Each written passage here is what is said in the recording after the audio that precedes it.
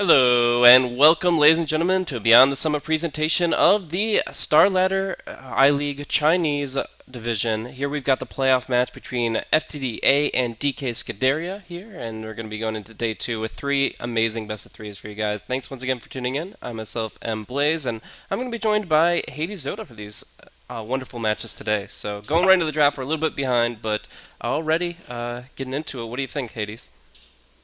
Alright, I like the bans coming up from FTD. It looks like they've done their homework on DK, and I realize this Dazzle pick, and a lot of teams are banning out the Huskar, especially when they see the Dazzle. So, we just have to see because, yesterday when I casted the games, DK, they played really well. They impressed me, especially on Chen. So, I'm hoping to see more of him today.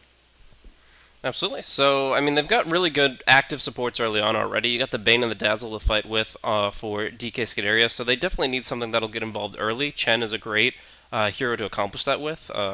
Obviously, early pushing, but just early fighting capabilities. I would say really peaking around like levels 3 through 6 is really when he hits his stride. 7's not bad either, though. So, all that early game aggression is going to be really strong in the right hands, and we'll have to see if that's a consideration. But for now, FTD going into their fourth pick here, very team fight oriented.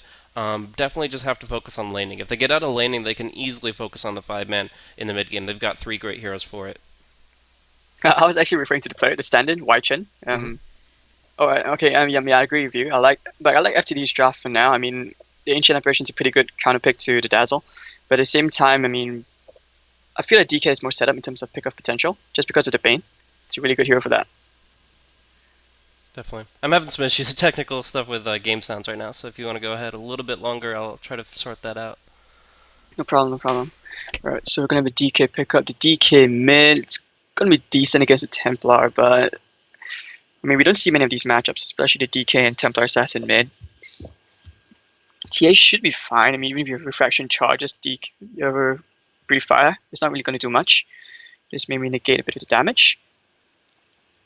Tuskar will be fine. This is gonna be offending Tuskar. So even if he does get zoned out with the gyro, he should be pretty fine. He's getting in early rotations, killing up the DK. It's not like he has a great escape mechanism as a hero. Slaughter off range.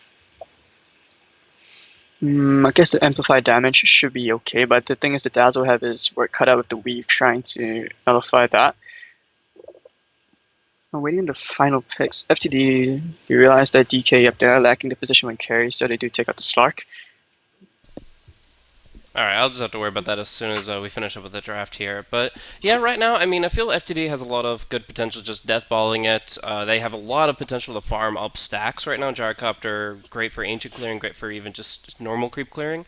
But what they just need is a good 5 position support. There's been a lot taken out of the pool right now, I would say. Like, there's very few that would be considered reliable without any farm whatsoever. Do you have any in mind that you prefer? Currently, not really. Maybe the Witch Doctor. That's still okay. That's still out in the pool. And I think it goes pretty well to Ancient Apparition. And let's see other heroes in plus 5. Not really. Winter Wyverns have been taken out and Dazzles have been taken up by DK. So, would you say like yes to an Omni Knight? Do you think that's still kind of open?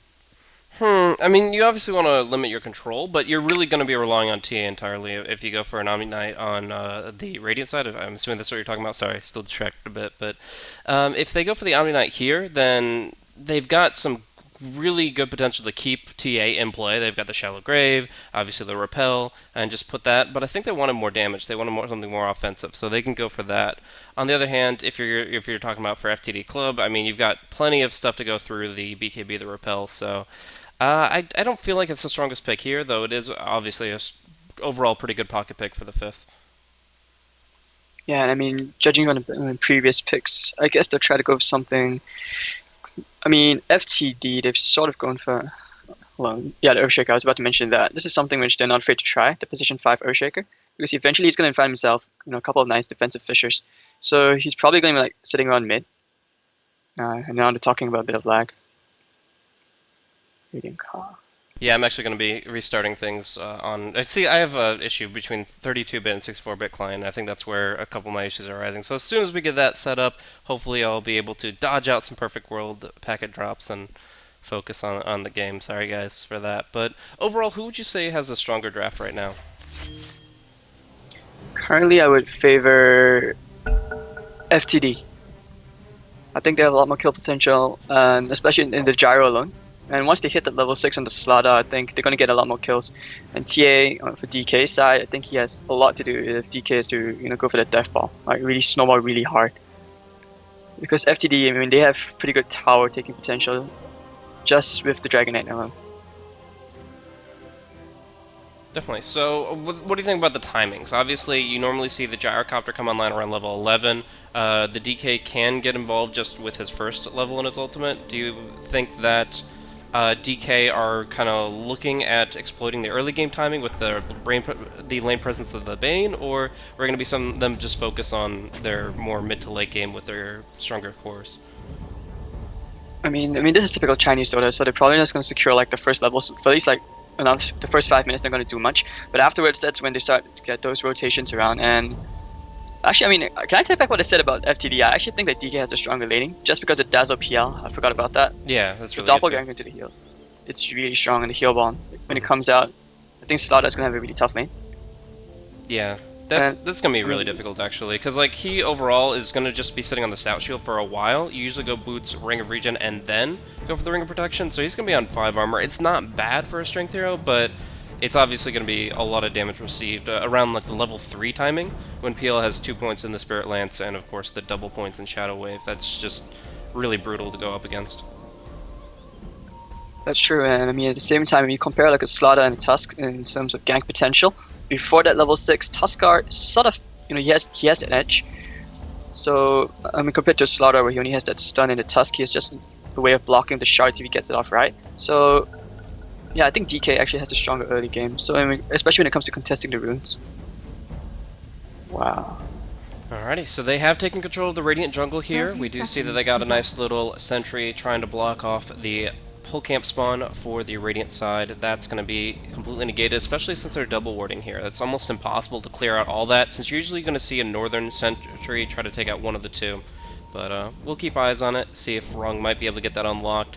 If they go for like a basic tri-lane, it's really important they get it unlocked, but I'm thinking they might just put the Bane up top and just go for dual lanes. And in that case, it's relevant still, but it's not the most essential. Oh, whoa, Phantom Lancer just running in here. This seems like a huge mistake. There's so much stun they can throw his way, but he will be able to go to the high ground here. The Dragon Knight didn't bring in the Dragon Tail, so there is just going to be the Doppelganger away. As far as bounty runes goes, it's going to be TA and Dragon Knight to pick it up.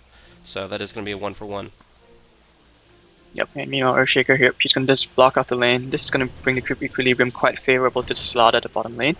Mid, Boboka is just doing what DK has been doing this quite often. They like to pull this dual mid, to secure the farm for the TA. They have a lot of faith in Chen, apparently. Yeah, and it's actually amazing how well the Bane can fight out against Chilling Touch. I mean, usually you say that damage is just way too difficult to deal with, but it's more so when it's on 2 or 3 heroes. When it's only on the one, and Bane is just so naturally tanky, he's got a Null Talisman start, and he's one of the best supports in terms of base stats, he can just brawl it out with the best of them, and he's going to be taking AA very low, though now the Earthshaker might be able to cut him off, and that could create some real problems since the Chilling Touch is back. He's got to kind of block him off, though, and Bane has that movement speed advantage, if only slightly. But so he's just going to be dancing around here for a long, long time, go for another Brain Sap play, but here is where it gets very difficult for him. He goes for the Brain Sap. The Fissure is not enough to lock him down, but it is going to be a 1-for-1, getting the first blood. Solo kill for Bane. Yeah, they probably could have killed off the Bane before he got a counter kill. The Chilling Touch does. Okay, so I mean, they like, cast Chilling touch Touch immediately, going as aggressive as possible. Yeah, that probably would have solved it, especially with the ES. But I guess that movement speed, like you mentioned, Boboka, I mean, just the Bane. The 3-on-5. Now he's got his boots. Oh, this is going to be really tough, and I think DK is going to have a much harder lane now. You can see it happening. I mean, he's already here back on mid with the boots. He gets his TP out, and he is just going to be continuing to ransack this lane. His attack range is only 400, so that's a little weak, but overall, what he can do otherwise is just going to be so detrimental to DK's progression. He's going to be relying on a lot of jungle stacks to really get him back in the game, and of course TA has the ability to snipe those if they can gain momentum, so already DK really showing what they can do with that Dazzle Bane. Slaughter, like you said, going to be having a tough time here, but still finding at least level 3. Oh, this is so annoying from Boboka. Oh, he just missed out on a bunch of experience. It's not even like a kill opportunity, it's just, hey, you're out of lane for even longer now, and it's just so annoying.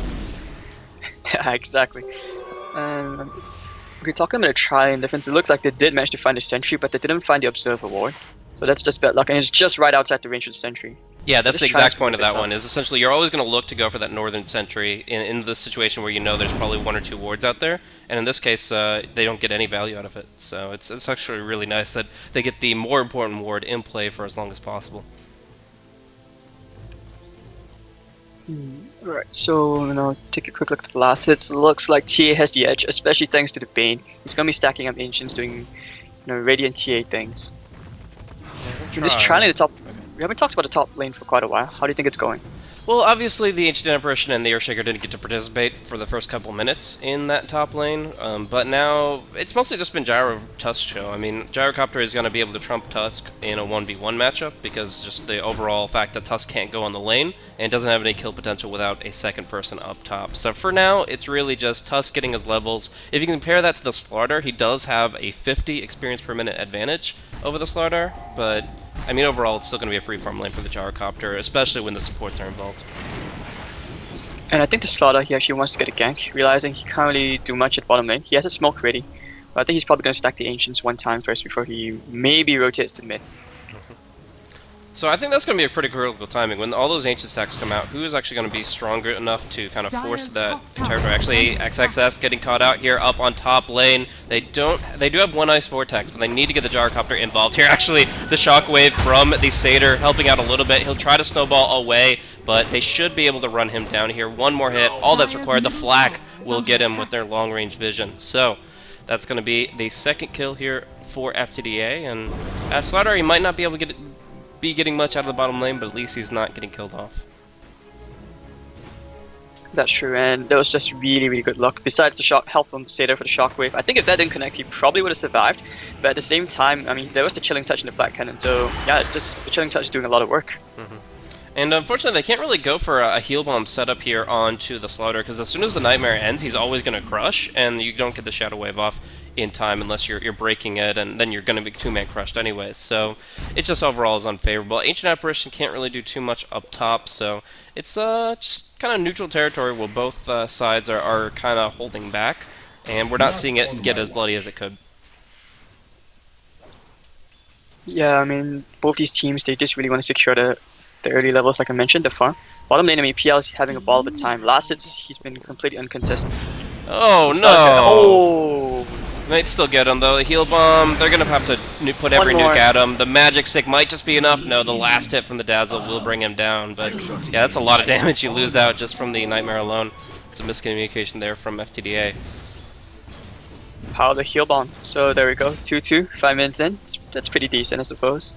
It does mean that your Dazzle lacks the potential to TP rotate with the Grave. When you go for this 1-0-2 build, it's very offensive, but at the same time, I don't think they're going to be relying too heavily on Grave at this stage. I mean, FTD.A, if somebody's dead, like, the Grave only delays it, especially when you see the Ice Blast and stuff come in. So right now, I feel like DK are fine as long as they're close to towers, no matter what. Though DK is going to look to turn here onto the Tusk here. XXS is going to be eating some nukes heavily, dropping down. He's going to be punching out on the DK, who has so much armor, and the Snowball will go forward into the call down. This is going to be 2 heroes going down with a great rotation from Destiny. You normally won't see a Gyrocopter leave the lane and just suddenly unveil the call down like that. Only a few teams are able to really get the Gyrocopter involved right when he hits level 6, but obviously FTD.A rise to the challenge, and they're able to take a double kill on the top rune. Yeah, that was a really good rotation. I mean, the Tusk, he tried to deny the regeneration rune, he did get it, but it just wasn't enough. Like you mentioned, a good rotation from the Gyrocopter. So it was well worth it to leave the lane, getting the double kill there. He actually got like 500 gold instantly from that kill.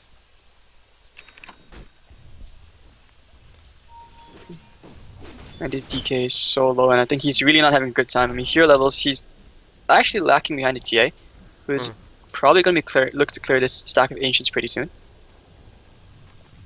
But what do you think? Is this going to be the Dagger first, or is it going to be like a Desolator first on the TA? Generally speaking, I'd much prefer the Desolator. I feel like you have good potential just with like the snowball to get into position as long as you have good Dire's understanding of your middle enemy tower with the TA is under traps. attack. What you want to do is make sure that the attacks you do get in are going to be effective because you're going to be controlled up pretty heavily by heroes like Earthshaker, Dragonite, Slardar. Any melee hero or short range hero is going to be subject to that. So what you want is just a really quick, when you do get your hits in, you want them to really count. But you could argue that blink movement, making sure that I don't know. I feel like if you blink in, you're gonna just die. You're just gonna get chain stun and die. But we'll see up top here. XXS crush first, and although Perfect World will lag Oh, me out, I'm assuming he goes down here. Oh, not so easily. Purple's gonna be coming in here. Dazzle tries to help out, but it is gonna be the death of the Tusk, nevertheless. that was really close. He probably released the snowball a bit too early as Dire's well. bottom tower is I under think if he held on attack. for like another second more, he would have survived. The Grave would come in, and Rogue's actually gonna die here. Oh my god. The Fisher, Dragon Tail, everything being used, and Chilling Touch, easy crush. Dragonite's gonna get the kill on the Dazzle. Alright, and Perfect World's acting up yet again, so I'm gonna go for a quick reconnect. Hopefully you can be my eyes for just a minute here Dire's middle tower as we try is to under sort attack. through these unfortunate firewalls and technical stuff. So here now it looks like they want to push this top lane a bit. And DK Dragon Form still has quite a long duration left on it. And Fortification will be forced out, but I don't think DK want to give this up that easily. Yeah, they're just going to defend this, hold it off with the Bane. And Minoy Chen gets a few pot shots at the mid T1. And over here, bottom lane, QD, he did get the T1. Yeah.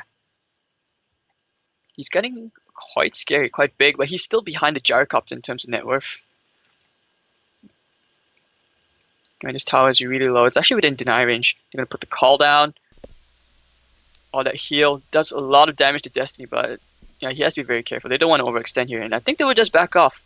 So DK Scuderia, they're going to get this tower deny, and it's a win for them. Not a huge one, but still a win. And DK's back to the mid already, and Chen, he actually did do a lot of damage, almost bringing this mid T1 within deny range. So I'm down to 193 HP. Not exactly the trade that FTD were looking for. Oh wow, and PL, he actually gets the bottom T2 as well. And this brings his net worth pretty much up to the same as the Gyrocopter. Yeah, those early tower assets can really shift momentum there. So right now the the TA is going to be looking to farm her ancients up. It looks like there's no contest. There's no Dire Observer Ward up here, and right now nobody's really at the HP or mana levels they need to start contesting this. So it looks like the TA can get this for free. If she can get this, and they can contest the Dire side when that starts getting stacked up heavily, then we're going to be seeing a lot of potential for Scuderia. I mean, already you mentioned the PL. His net worth is now 4,700. And while his illusions don't withstand the punishment of the Gyrocopter until PL really bulks up, it's still going to be a hero that can get in on a target really quickly and just kill them off, spreading a bit of plague here as he goes for the early Yasha. Yep, and alright, Chen, he looks like he will be going for the Desolator like you mentioned. Picks himself up a nice Invis rune, and oh wait, the Tower Deny goes to an FTD. And actually, the Earthshaker was pinging out the stacks. They kind of knew that the TA was clearing the ancient stacks. They just had no way to contest it at all.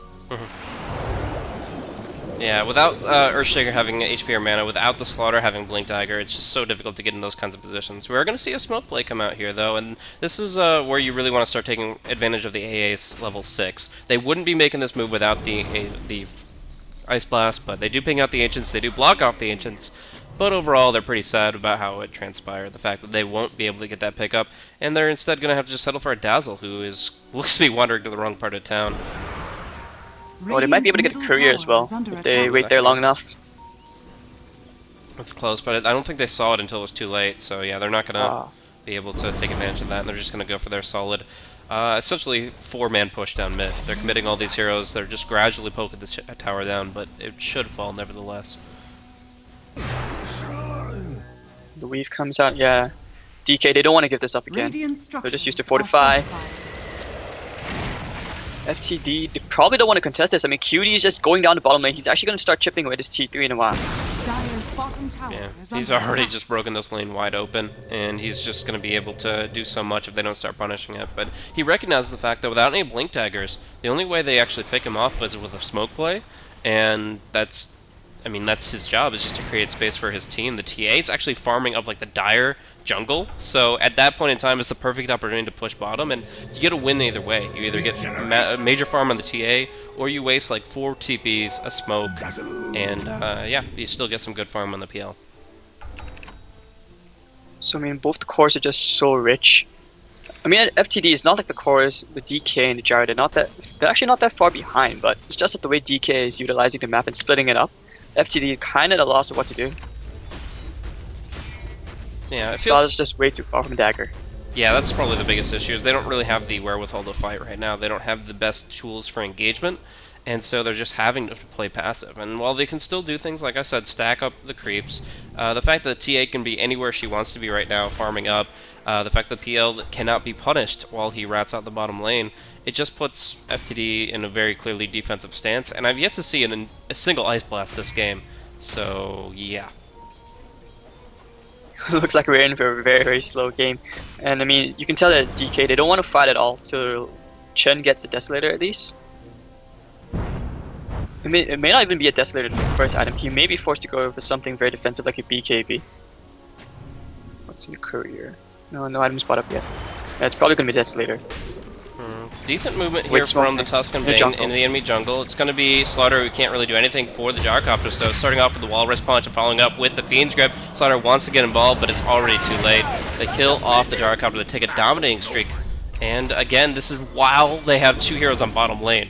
Like, these kind of two-man smokes you're never going to expect, because you're like, okay, well, their cores are elsewhere. We see the TA mid, we see the PL bottom, but the fact is, you have some kill potential with just the ultimates of these, this offlaner and this support, and that just makes it so promising that you can not only have your cake but eat it too, getting that kill while farming the enemy's side of the map, and now they're even putting some hits into the Dire Ancients. I actually think that Destiny didn't know. He probably thought that the Bane was an illusion or something, because he did not react at all when he saw the Bane. He pretty much just kept farming. I'm not sure what that was all about. Yeah, it's definitely not a place you'd expect a Bane. When you see 2 heroes completely on the opposite side of the map, that's just, you're not going to be reacting to those situations in the same way. You're not going to be saying, hey, they're ganking me. You're going to be saying, okay, they have an idea of what I'm doing.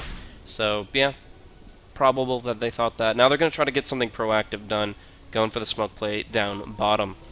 Blink on the DK is actually pretty huge here. They definitely have the ability to engage now, even though the Slaughter is still underfarmed. Slaughter is actually focusing on his farm mid, and that's going to leave them to get the jump down bottom.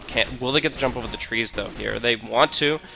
They smoke breaks. They know exactly where their target is, and it's going to be a wrong that they'll have to settle for, as the PL has already doppeled his way out. Just life of support. Not the ideal target, but I guess that's the best you can make out of the situation. And DK, they may look to turn things around here. First Ice Blast of the game, Bane's gonna kill off the Ancient Apparition. And XT's looking for the Echo Slam, it's only gonna be on the Bane, he's just gonna fall. The Tusker comes in, the Snowball actually saving him for now. Tusker's gonna get the kill. DK getting himself Boboka, and they will chase after the DK. Chen, he really wants the Slaughter. Oh, this is a really big kill, yo. That Meld Strike did an amazing amount of damage. Well. He's just gonna die. So that's a 5-man wipe.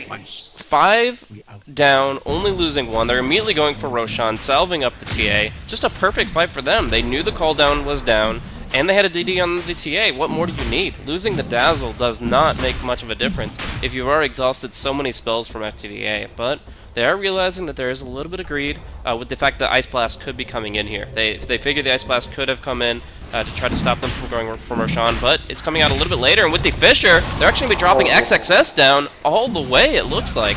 Shallow Grave might be able to save him here. First the Snowball, next the Shallow Grave, if they can get it. No, the Ice Blast is already gone, so killing off the Earthshaker before he can get the final hit in to kill anybody off, and that's just going to be another feed. While the kill score is only 9-8, I feel like this game is drastically out of FTD.A's hands until they find their momentum, where they find their big fight. Yeah, it was just one of those really unfortunate timings for FTD, committing so much to kill a Dazzle early on back. And I guess besides the DD, it helps to mention that the TA, he did have his Desolator picked up, and now he's going to get himself a Blink. So he pretty much has all he needs, and he's going to get a lot of solo kills, killing off these supports in the back line. Slaughter and DK, they still don't have much, and I mean, Slaughter still getting close to his Blink. He's 100 gold away. So hopefully by then, I think FTD, do they have any smokes left? Let's see. Yeah, they do. They have one more left. So maybe they'll try at last to make something happen. Now that Slaughter has finally picked up his blink. Yeah, that's, I mean, obviously been a key we've been talking about for quite some time, but it feels so late that it may not be enough to make a difference. Like, ideally he's gonna find an opportunity to get like a 2-3-man crush, but he's also now probably in a position where he's like, okay, well, who is actually going to be disabling the Bane? Because everybody commits their initial stuns, you know, the drop of the Fisher, Dragon Tail early, then nobody's going to have the dispel for the disable for the Fiend's Grip.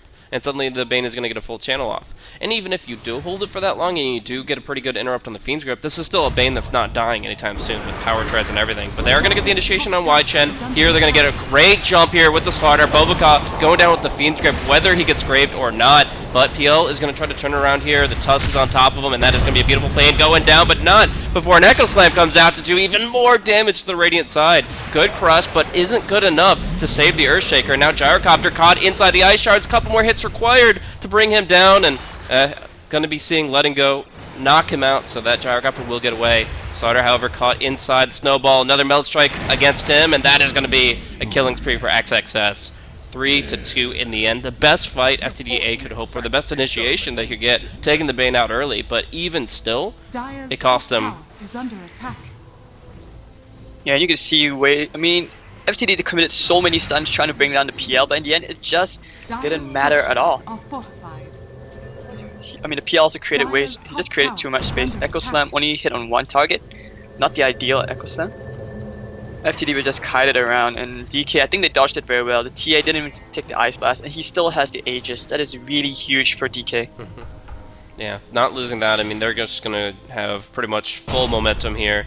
Obviously, they can't really take advantage of cooldowns. We saw it in a small extent with the call down being used, but for the most part, there's no major cooldown for FTD.A. The only thing is Echo Slam 150 seconds, but everything else is going to be about 50 seconds or less. So you really don't get to exploit that too much, but it just doesn't seem to matter for them. They're able to just have greater team fight potential whenever they choose to go didn't take the initiative. So they're farming up nicely, 141 CS on that TA, but since they still have that Aegis, they're still going to take the offensive, and they're going to move right back into the dire jungle to try to pick off, it looks like, the Slaughter. Right now we're going to see a smoke gang coming out, but if they find anybody up, I think they will. They find the AA, he will be the prize here. Ice Blast comes out only on Chen, but it doesn't matter. TA is going to find himself an easy kill. And he will just back off. I mean, this ward over here on the high ground, I mean on this cliff, yeah, it's really huge. Destiny, this is not the place to be, man. Gets caught out, Walrus Punch, Snowball, the TP would not be fast enough. He's just going to be going down, buying as quick as he can. He will get most of what he needs for that Yasha, but even still, just farming in that position, essentially they're able to find 2 kills across the map, just TPing back and finding a pretty easy opportunity. Dire's middle tower is under I feel like the Ancient farming would be a safer play, like just stacking at 20, farming that up, instead of being right neck and neck with a PL. But they're going to get this crush on Y-Chen, who has 2 supports behind him, as well as the Aegis. I don't know if this is a fight they really want to take. The Slaughter's going to look to go in here. A couple spells going on Y-Chen, including that AA Blast, but it's just not enough. He'll Meld Strike, try to turn around a bit, and he will lose the Aegis in the end here. But he's respawning, and I don't think they want to really deal with round 2. Oh, the Fiend's Grip. Dire's middle tower is under Nice cancel from the Fisher, and Chen gets stunned up. Will they take this fight? I think this is not the right one. XXS is going to come in this Snowball. He's going to lock them both into the shards. Letting go, he's just stuck there now. Caldown's going to come, he's going to connect into a lot of heroes, but no one's dying just yet. TA will kill off the Slaughter. And we have Bobaka, he's looking for the setup. He doesn't have any more mana. XXS with the shards is going to trap Destiny there, but there's no follow-up. Are they actually going to die? No, they're not going to go. Right, so that's the end of that. This is 2 for 1 technically. Yeah, TA. And he was really lucky because the Aegis was about to expire in like 30 seconds. Yeah, he didn't have long for that one. In fact, we're going to be seeing the Roshan respawn in just 5.5 minutes. But it's definitely good to keep that, not only the Aegis, using that effectively, but also not giving up the kill streak of the TA. Right now, she is 12.3k net worth. She is 7-1-2. If FTD.A get just a piece of the gold that she's carrying, then that's going to be giving them the opportunity to bring this game back. So obviously, that's a critical timing, but in the end, every single fight seems to be on the back foot for FTD.A, and the graphs will express that as well. 12,000 net worth, 15,000 experience, all favoring DK Scuderia. And one thing which is really disturbing for FTD, I mean, the only way that they can probably win a team fight right now is, it's that once the Earthshaker gets a blink, which is probably not going to be there for a good 5 minutes or so. And then you need a really good wombo combo. You need to win at least 2 more team fights back in this game. Because they haven't been able to lock down on QD's farm with this BOTs. He's just been going around, and the last outer tower will just fall. At that point, they really just don't have a foothold to proxy to, or just to respond to tough positions across the map. I kind of feel like this next Roshan is the beginning of the end for FTD.A. They've got great high ground defense, but if you just put the TA on the high ground, or in this, we're seeing BL right there on the high ground already chipping at the tier 3s, but if you just put one here on the high ground with the Aegis life insurance, then that's going to just allow them to close this one out. And unfortunately, the pit is probably the hardest place to contest when you don't have any outer towers, and when the TA has all this trap intel. She's just going to start spreading all these traps around all the choke points going into the Roshan territory. We are going to see, however, PL get dunked on. That is going to be a Blink Echo Slam coming in for... Or no, he didn't have the Blink until just now, but still getting that initiation off. I believe Blink Dragon Tail probably more likely. That's really worth it. I guess this is one other way that FTD can actually stay in the game. You get all these tiny pickups here and there, just commit your spells and just get out as soon as you can. You can see right there, they were immediately on the retreat after killing off the PL. So that's one of the only few solutions they have at the moment, which they have to their current problem. Otherwise, well, yeah, I mean, like you mentioned, ES gets a dagger. It's going to be much harder breaking the high ground now. Yeah, but now we're going to see a Fiend's Grip here on the Gyrocopter. It's going to be a massive crush coming out to try to save Destiny, and in fact, they'll be able to retreat, no problem at all. Just having the Slaughter right behind him. Great bailout. Oh, that was close.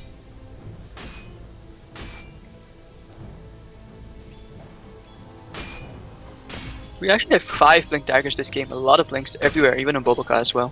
Yeah, that's why I wasn't so sure about when the Dragon Knight picked it up. Obviously the timing was great, but he's got 2 other heroes to kind of fulfill that role, and what they're actually lacking is damage in the fights. Ice Blast is pretty much like going to be taking out a huge chunk of their health, just based on its mechanic, but the other aspects, I feel like the DK could step it up in terms of damage output instead of going for Blink BKB.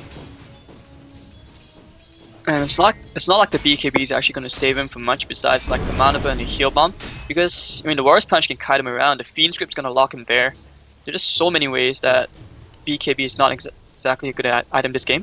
Sanj and Yasha would be better, I suppose. Yeah, I mean like, I feel like the Fiend's Grip is almost always going to be in the Gyrocopter. There's almost no reason not to. So I feel like the DK at the very least doesn't have to worry about that, but even something as small as the Frozen Sigil, which I believe still has the slows going through BKB. Or does it not? They might have changed that. No, it doesn't anymore. Okay. So that's something that they can nullify if they want to stay in the action, but overall, like you said, just not the most ideal pickup.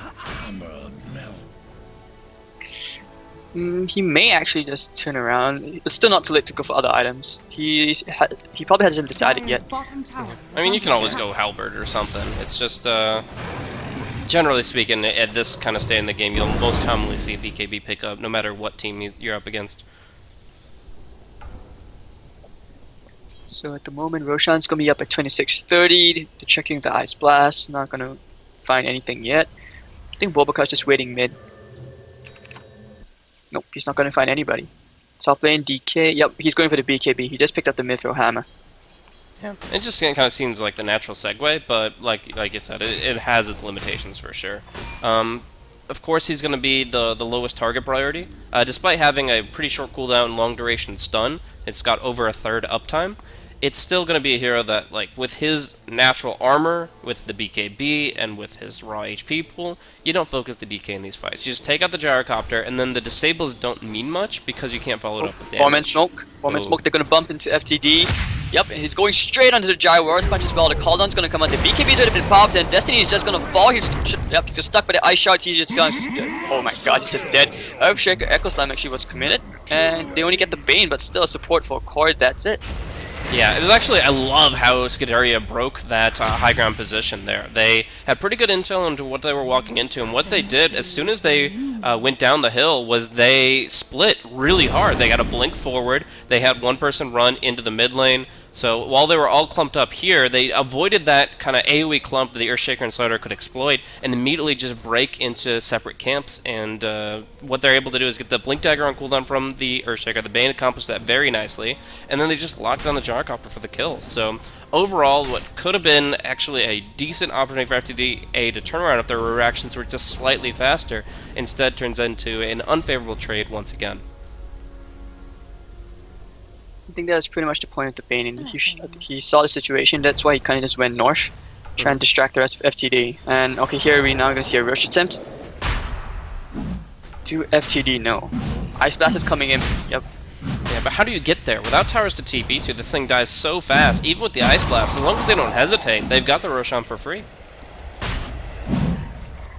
Nah, they can't contest at all. Roshan has fallen to So the that was ring. pretty much why, I mean, earlier on in the first 15 minutes with the PL and the tier, just splitting up the map. That was really smart from the PL QD, taking out both the T1 and T2 bottom lane. It really opened up things. A lot of options for DK to play around this right now. So we see the crit build coming in from TA here. She already has the BKB and the Aegis to rely on defensively, so the Dezo, Blink, crit all going to be enabling her offensively. But is she going to be able to push the tower solo in this position, or are we worried about her getting like isolated by a Fissure going across the side? That's always going to be the case, I feel, when you're going a high ground against an Earthshaker. I mean, it's not just the Echo Slam, it's always going to be the Fissure, the blocking Fissure. And yeah, I'm actually a bit skeptical about this Crystallis. I mean, I understand it's good for DPS, you're going to kill out the supports, but would a Butterfly be better? That's the thing. Because right now, you need more survivability going up against the ES, the Slaughter, all these stuns. Raw HP would kind of be better.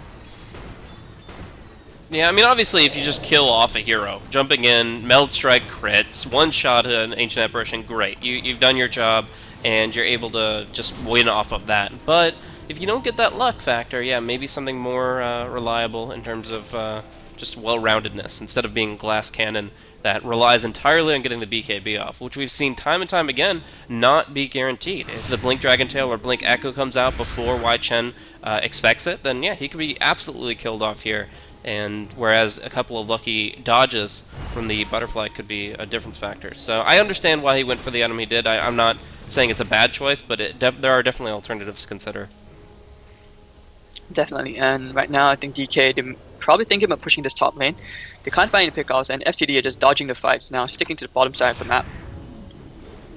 Yeah, he's probably going to be farming the jungle. It's going to be an AC coming up, but he's so desperate for armor on this DK that he's gone for a chainmail. Oh, DK, they want to find somebody. FTD needs to get out right now.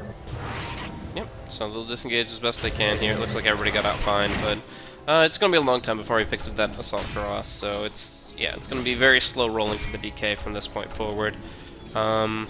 Is there any consideration for Destiny going for a Rapier? Like, if you cover the Fiend's Grips, if you break every Fiend's Grip, and you otherwise just put the Gyrocopter as far away from the action as possible, use your 3 strength heroes on the front line as a buffer, could you consider a Rapier to get back into this game? I definitely would. I mean, at this point, FTD, they're so far behind. It's a 15,000 gold advantage for DK. A Rapier wouldn't be a bad idea, and DK probably wouldn't even see this coming if he does go for the Rapier. But would he? Let's see. MKB is so much more common, but at the same time, I feel like if you're going to be looking for a game-winning opportunity, it's going to be waiting out the stages for now, and then just surprise Rapier finding a jump. Like I've been saying, they don't have damage. They have a ton of disable, but they don't have damage, and I don't feel MKB is going to be enough very shortly. I think, yeah, it's not going to be a Rapier for sure. I mean, if it's one thing I noticed about the Chinese teams, they're just very disciplined, and they always find these ways to work around. And it's probably a lot to do with the Slaughter and the Earthshaker. These two heroes are the key to maintaining this high ground, so it doesn't really matter whether there's damage or not. It's always going to boil down to the Echo Slam and Amplify damage. Sure. Yeah, obviously Amp brings a lot to the table until the Lotus Orb comes into play. We're going to be seeing that from the Tusk here in just a little bit. And whenever you see the Amp on somebody, that's obviously their target that they're prioritizing. You throw that up, dispel the Amp, and then obviously reflect some big single target spells. Hopefully the Dragon Tail, that's the big one. But yeah, overall, still, I think that MKB is okay, because you know the PL is going to be going for Butterfly eventually, but you look at it, and that's probably why the TA avoided it as well. It's essentially the MKB almost feels obligatory against these two agility carries, and yet but not only she, but also the PL are avoiding the butterfly as best they can. We're actually going to see a snowball in here, going to be crushed, going to be Tusk in some trouble, but that's just going to be setting up Y-Chen for some good hits here. Pops the BKB, goes on the Dragonite hard. They do end up Fiend's gripping him and killing him off, but Exeggusts will fall in the process. Can they break high ground off of this with their cooldowns down, or is it going to be a Blink Echo Slam in about 10 seconds? We'll watch. Right now, Y-Chen, he still has that Aegis, but he doesn't have the BKB. He's going to be kind of resetting things and then moving back forward. So it's all on this Echo Slam, I would say. If they can get that, they can start holding, they can start doing some real damage, but right now, it's going to be maybe a mid lane of Brax to fall. Probably not what they're looking for right now. They don't want to fight as long as Chen has the Aegis. Yeah, they're just going to back off. If anything, they're just going to try and delay the push, and that's all they can do. And PL has actually been doing very well. They're just zone out and cancelling the blinks on the Slaughter and the Earthshaker. He's actually been sending his illusions all the way in, even to the bottom lane, just to cancel the blinks. Yeah, I mean, Phantom Rush is such a great spell for that kind of thing. Like, the fact is, 800, 900 range, just essentially jump where it's unslowable. You just stay on target pretty much no matter what. Power Cogs can screw with them a little bit, any kind of path blocking, but for the most part, these things will hone in on their target, and if they're tanky enough, they're going to be just as annoying as can be. So good micro skills can really enable a DK to thwart a lot of counter-initiation endeavors. But yeah, so I was mentioning it before, the PL is actually going to be going for the Scotty here. So he predicted the MKB from the Gyrocopter. Like he said, Chinese discipline wins out, and he goes for the MKB. But now they don't even have to go for evasion. They just go for the Scotty on PL. They can keep on, they can go for the Scotty on TA, or is she just going to go for the Manta style? Man, even a Hex wouldn't be that bad actually, just to lock down certain heroes. But, I don't know, it's still way too early to tell. I think he's just going to keep the gold for a while. Maybe to save for buyback or something. Sure. Buyback's probably more important than anything he could pick up. Especially if they lose a fight. It's still not out of the question for FTD to totally come back from this, thanks to this MKB up on the Gyro now. So, yeah, I think you just hold the gold first and decide later on. I mean, buyback's not even that important. It's the only thing you would buy back into is going into the Roche fight. You're not really worried about tier 2 towers getting pushed in. So buyback right now for Radiant is kind of minimal importance, but I'm looking at all the options for TA, and like even the Manta style, it only sets up a few options here. You just kind of do a little bit more split push. Ooh, pretty big smoke here if they can get the jump here. Blink Crush coming in on the TA. They've got the Shallow Grave there, but actually going to just snowball it for now. Where's that snowball going, though? It's into some heavy fire here. They're going to have to Echo Slam this shortly. Actually, Destiny just gets crit down, and now they have nothing. No matter what they do, FTD.A can't win this fight. They're just going to have to try to get back to the base as quickly as possible, or they're just going to be killed off by the PL and the TA. They're sticking around way too long. The Fiend's Grip comes out, and they have to leave their second core for dead. Earthshaker Fisher or not, that's going to be a double crit meld strike from the TA, setting up a triple kill, and probably just wiping FTD.A off the map. That was just way too greedy from the DK. He wanted to go back, but he saw the still drill. He thought it's like, oh, I'm not gonna make it. So he's still gonna try to get 100 gold, but paid for his life. The Fiend's holding him in place, and this is gonna be the mid lane of Frags gone. If anything, it's definitely gonna be 2 lanes of Frags or Mega Creep, seeing as nobody has buyback on the side of FTD. Just a brutal way to go out, but it's kind of been a long choking death as well. We've seen FTD.A, they've been at a disadvantage since like the 8-9 minute mark, and it's just been spiraling out of control since then. They overall were just not able to really take advantage of the map the same way DK Scuderia were. I like the evasiveness of the PL, enabling them to just go for prettier push plays. Boboka, yeah, he dies next to the fountain, but that's just a space creation for up top. They're going to leave 2 racks up here on top lane. They've taken 2 lanes, and the GG just gets called anyways. Alright, so game 1. Blaze, what do you think? Who do you think was the MVP of game 1? I would have to say Boboka. I mean, the fact that he was able to give PL the confidence to farm down bottom by giving him the split push opportunities, just kind of hanging out in the tree line and enabling him to always get his income and to push early. The fact that he essentially won the mid lane just by poking and prodding at the Dragonite over and over and over again. The fact that he got the first blood on the Ancient Apparition, distracted 2 supports for the first 2 minutes of the game. And, of course, that gank he put out with the Tusk, all that movement really just gave DK Scuderia jetpacks on their boots, and they were able to just accelerate so quickly in farm, and I would have to say it's all on the back of that support. I feel like Bane was pretty much a crux pick because of the fact that they get so much of a lane advantage with it, and the fact that Pobuka was able to do so much with it. I really feel he was the MVP. I agree with you. It's just the first 5 minutes where he just pulled 3 lanes down to all to him. He just won all 3 lanes by himself in the middle part. So otherwise, I mean, I think we're done for game 1. Let's go to game 2. Yeah, well, admittedly not the best cast for me, but pleasure casting with you, Hades, and we'll shape up for game 2. It should be a very interesting one as FTD.A look to strike back, look to not go down with just a whisper. They want to be shouting out some victory here, try to bring it to a game 3. We'll be seeing DK Scuderia bring their A game to game 2, I'm sure, as well. So I'm going to be going to a quick break, guys, and we'll be jumping into that second game of the first series here for Star Ladder I-League China. Thanks once again for tuning in. I myself am Blaze. You can follow me at BlazeCasting, and you're at Hades Dota, so hopefully people can check out and hear more of your wonderful casting in the future as well. See you guys in just a few minutes for game number 2.